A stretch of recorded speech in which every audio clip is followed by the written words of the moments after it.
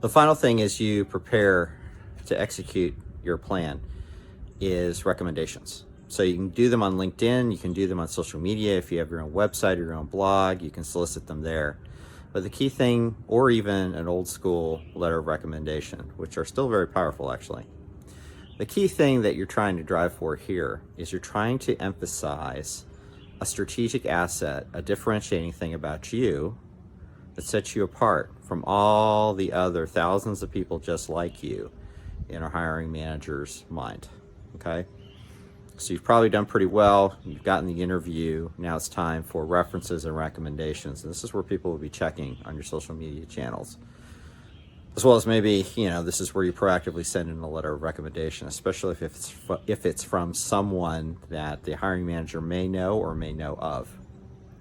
So here's a couple points. First of all, decide how you want to be presented in a recommendation. Don't just ask somebody for a recommendation. Actually ask them to emphasize one of 3 points, and you supply those points. If you're a salesperson and you want to be known as a hunter, and you want to be known as a consultative salesperson, and you want to be known as a top producer, those are 3 things that you might throw out to a few people for recommendation that they can then write in their own words.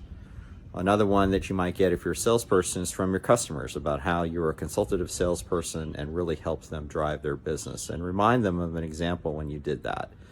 Remember, a recommendation is not something you just throw out cold as homework for someone else, okay?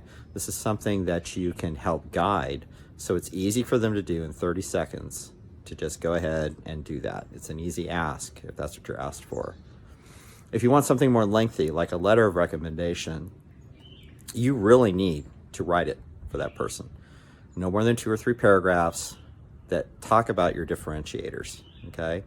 If you're a great salesperson, it talks about how you're a great salesperson and what are those 2 or 3 skills that set you apart, whether it's call planning, call prep, and call follow-up, or your adherence to any of the popular sales training methods, anything like that, along with what you actually did for that person and your connection together is huge.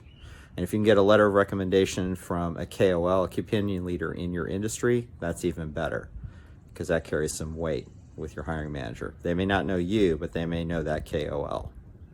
So keep all that in mind. Remember, you were laid off not because of your performance. You were laid off because of a situation beyond your control and probably the control of your company. So be strong, be confident, build your plan, execute your plan, and go get your next gig. Good luck, good hunting, and I'll talk to y'all real soon.